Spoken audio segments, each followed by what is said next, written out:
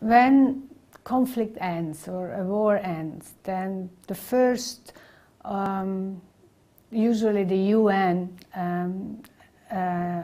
with peacekeepers go into a country, and then with other UN institutions and organizations. And first you have to create security. And then usually other development topics could come up, and maybe health and education. But private sector development was never on the agenda for the first couple of years. It was not considered something which could contribute to stability and peace. And that's the paradigm shift. According to the new paradigm, you don't have to do development aspects of peacekeeping and development in sequential way. We can start to do this work parallel.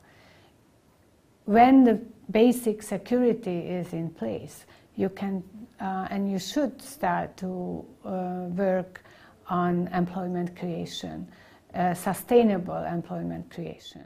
After the war ends or a conflict ends and there's a peace agreement and lives start to become normal, people have to be able to work. We need employment, we need jobs, people need income, and if this is not the case, then it's very easy to go back to conflict.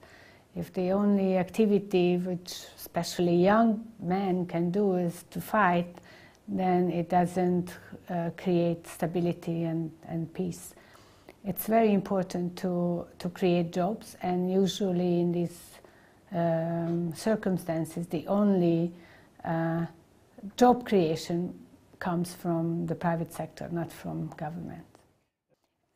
If you look at any regions where is conflict, conflicts are usually cyclical. So if you look at Burundi, for example, during the last 50 years, every 6, 7, 8 years, in one way or another, one form or another, there was a conflict, a coup.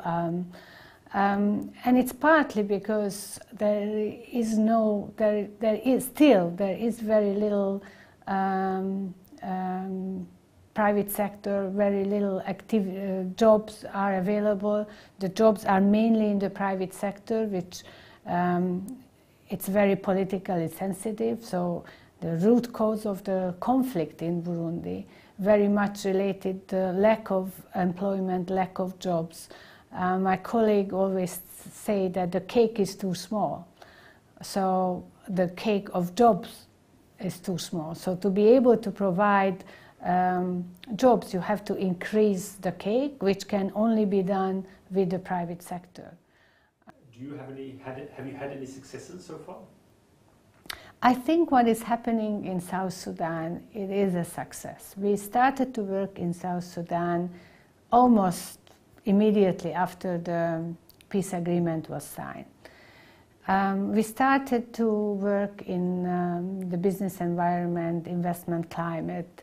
We have to set up a business registry. We have to create the investment law.